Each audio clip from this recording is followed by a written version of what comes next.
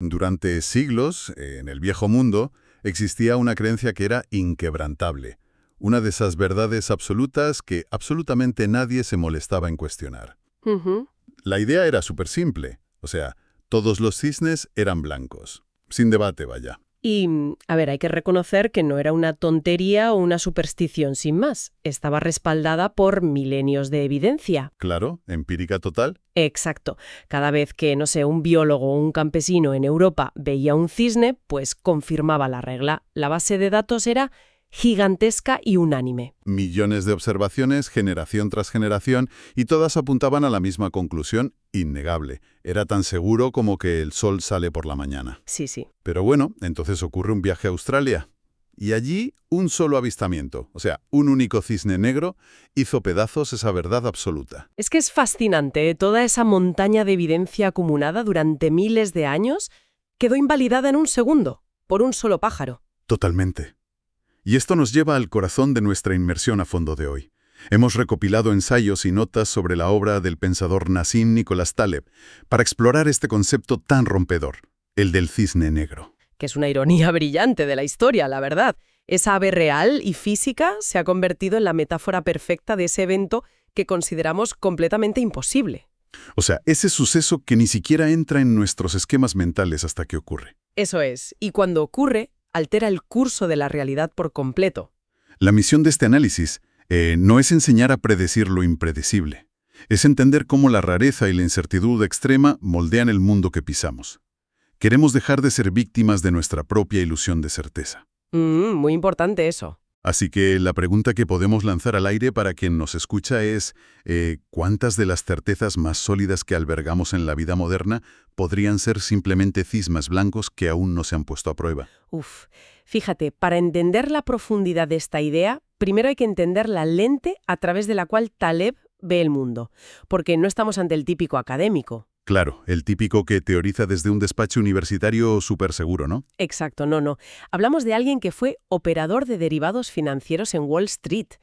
Alguien asumiendo riesgos reales, con dinero real. Ya. Pero bueno, además de ensayista filosófico, quizá el factor más determinante en su visión del mundo es que es un superviviente del caos del Líbano. Ostras, sí.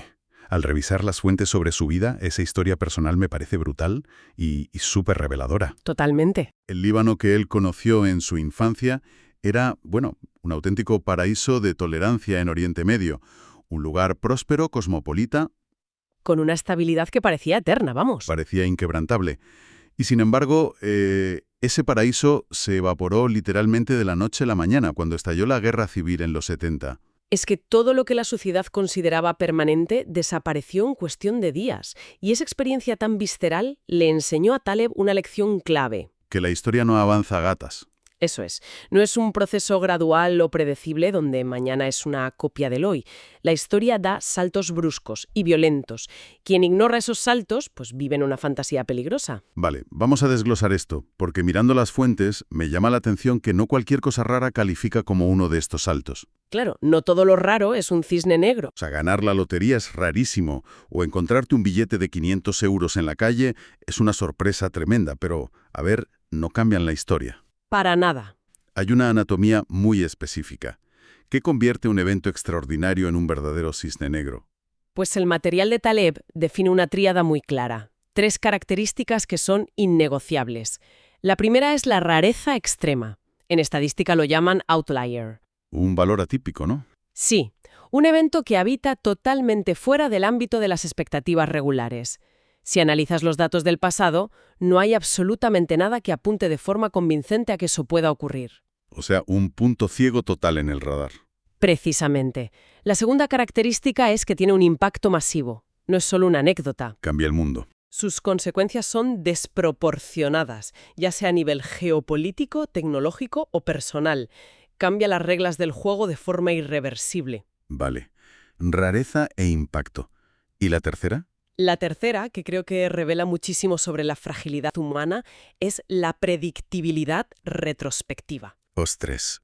Esa es la parte que más me fascina de toda la lectura. La trampa del espejo retrovisor, como yo le digo. Es que es tal cual. La naturaleza humana es incapaz de soportar el peso de la aleatoriedad pura. Claro. Una vez que el evento ha ocurrido y ha puesto nuestro mundo patas arriba, nuestro cerebro inventa explicaciones casi instantáneamente. Tejemos una narrativa histórica para convencernos de que había señales claras. En plan, bueno, en el fondo todos lo veíamos venir. Exactamente. Los ejemplos en el texto son súper claros con esto. Pensemos en los atentados del 11 de septiembre. El impacto masivo se basó precisamente en que eran impensables el 10 de septiembre.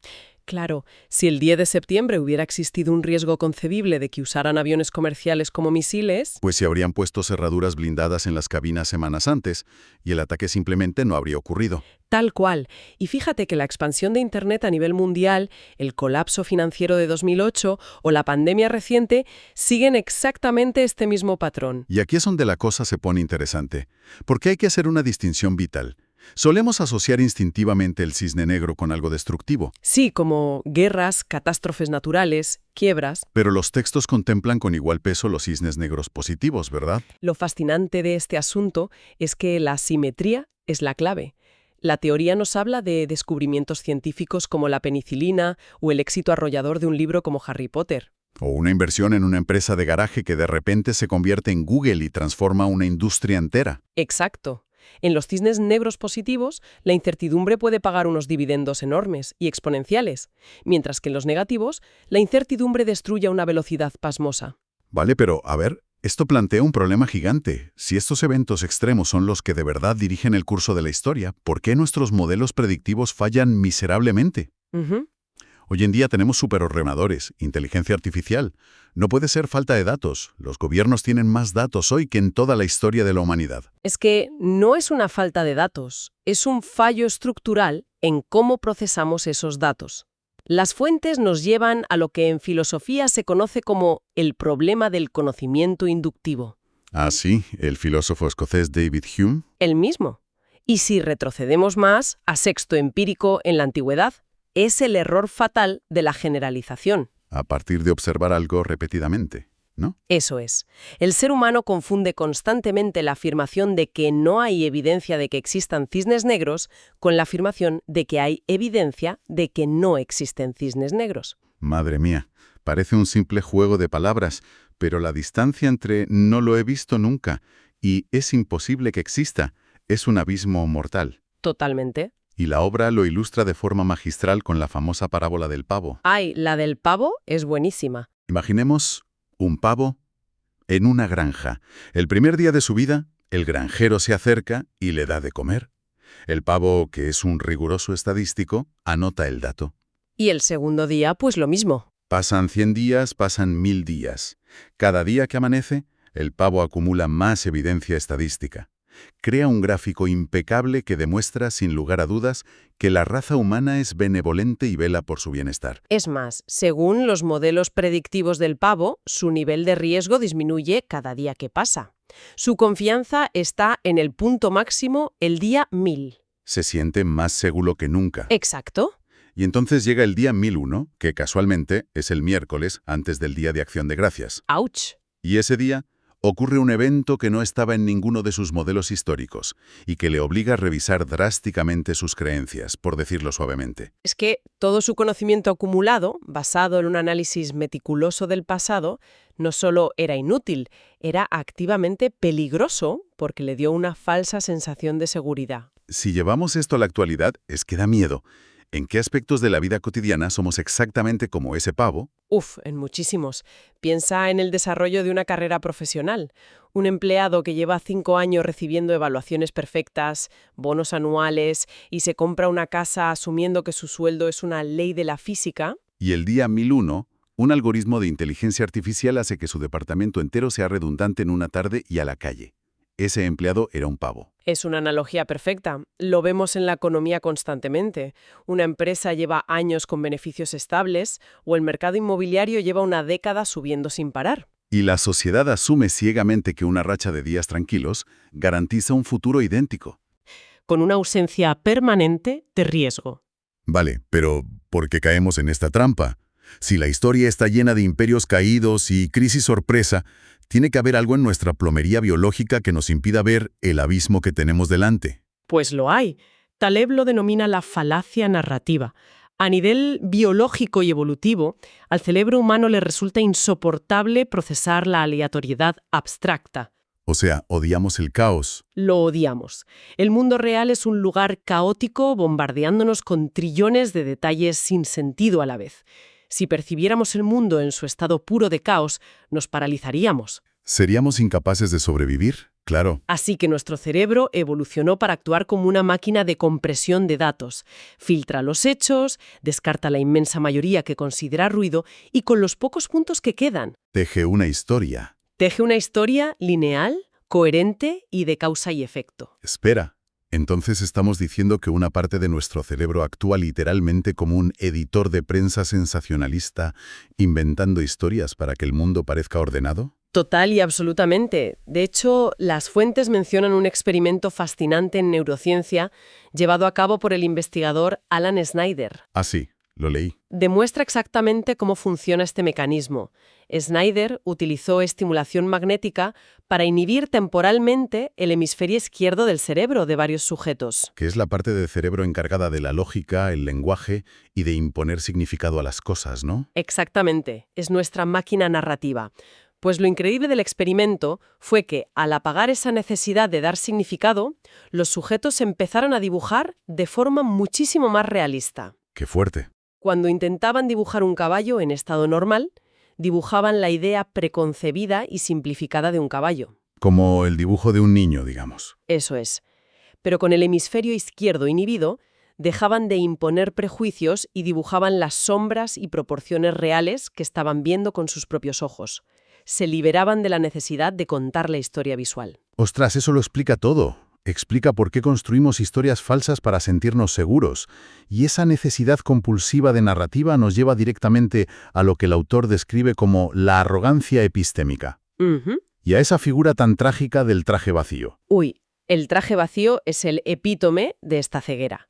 Hablamos de expertos, analistas financieros, politólogos o comentaristas de televisión.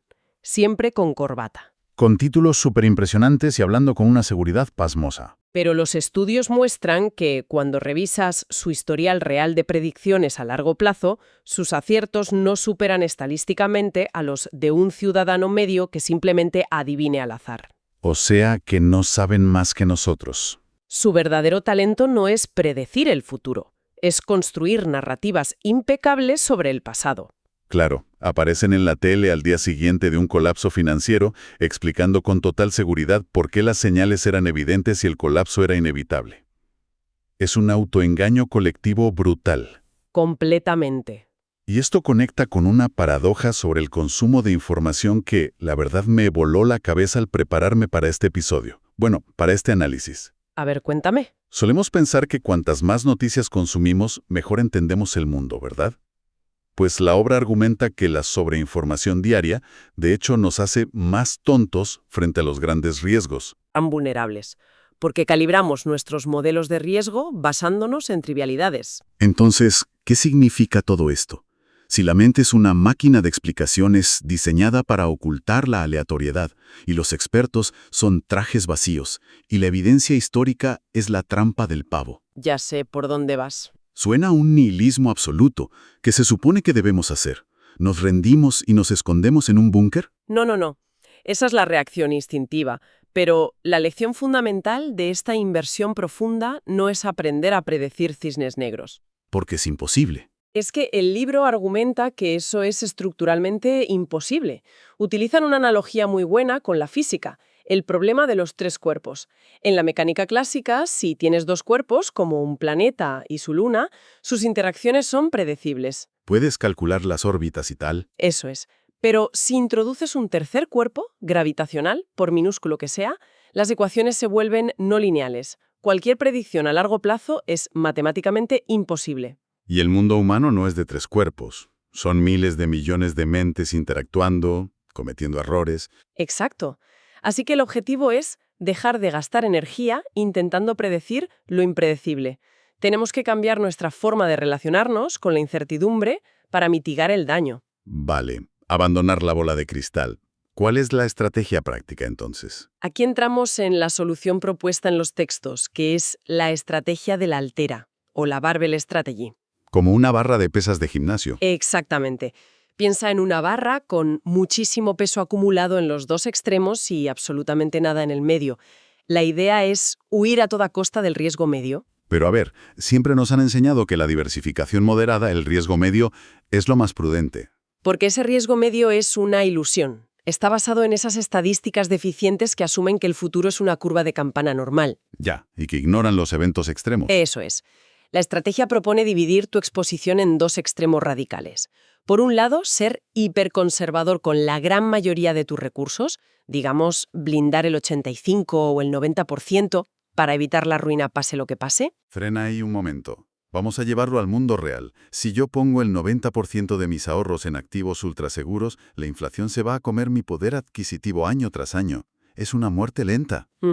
¿Cómo justifica el autor asumir esa pérdida casi garantizada? Es una objeción muy común, pero requiere redefinir qué consideramos riesgo. Para esta filosofía, el riesgo real no es perder un 3% frente a la inflación. Ajá. El riesgo real es irte a cero de la noche a la mañana por un cisne negro negativo y perder la capacidad de seguir jugando. El objetivo de ese 90% no es generar rendimientos, es garantizar que nunca, jamás, te conviertas en el pavo. Vale, asegurar la supervivencia. ¿Y qué pasa con el otro 10% de la barra de pesas? Pues ese 10% restante se destina a ser hiperagresivo o altamente especulativo. Te expones a áreas donde los cisnes negros positivos pueden traer beneficios asimétricos. Hablamos de capital de riesgo, innovación, escribir un libro, arte. Exacto. Áreas donde lo máximo que puedes perder es solo ese pequeño porcentaje inicial. El daño está acotado. Pero el beneficio potencial no tiene techo. Si conectamos esto con la perspectiva general, la ironía es que la sociedad planifica asumiendo que el mañana será una extrapolación de hoy, pero son los eventos no planificados los que dictan el curso de la historia. Estás construyendo un pararrayos para capturar los accidentes positivos. Exacto. El objetivo no es el miedo, es posicionarse para que la incertidumbre pase de ser una amenaza a una oportunidad. Hay una analogía en el texto que me encanta sobre esto. Dice que no se trata de adivinar el clima exacto de mañana, sino de saber que, si te dicen que un río tiene en promedio 1,5 metros de profundidad, la regla de oro es que no debes cruzarlo a pie a ciegas. Me encanta, porque el promedio en un sistema complejo oculta agujeros mortales. Ese río podría tener medio metro casi todo el rato, pero esconder una fosa de 10 metros en medio. Y esa fosa, ese evento atípico extremo, es lo que te ahoga. El riesgo está en el riesgo oculto. Totalmente. Y para ir cerrando este análisis, me gustaría tocar un concepto final que introduce la obra y que te deja reflexionando, que es la evidencia silenciosa. Uy, sí. La historia de Giacomo Casanova y la suerte infalible. Sí, solemos mirar el pasado y estudiar a los aventureros y tomadores de riesgos que sobrevivieron y se hicieron ricos, y asumimos que eran genios. Claro, estudiamos a Casanova y pensamos que sus estrategias lo hacían superior. Pero ignoramos por completo el vasto cementerio invisible de personas que tenían la misma ambición, tomaron los mismos riesgos y fracasaron estrepitosamente. Sus diarios no se publican, no. No, no hay monumentos para ellos. Son la evidencia silenciosa. Y esto nos lleva al sesgo antrópico. ¿Cómo explicaríamos el sesgo antrópico de forma sencilla? Pues mira, esto plantea una pregunta importante. Miramos hacia atrás y decimos, somos increíbles porque seguimos aquí después de milenios de guerras y pandemias. Claro. Pero, ¿hasta qué punto nuestra percepción de estabilidad o incluso nuestra propia existencia no es el resultado de un gran diseño o de nuestro talento, sino simplemente el hecho de que somos el Casanova afortunado que ganó la lotería cósmica de la supervivencia? Uno dócil y aburrido llamado mediocristán, Donde las cosas siguen el promedio y los extremos no cambian el sistema. y otro salvaje dominado por los extremos y los ganadores absolutos llamado extremistán. Y la duda que dejamos a quienes nos escuchan hoy es la siguiente.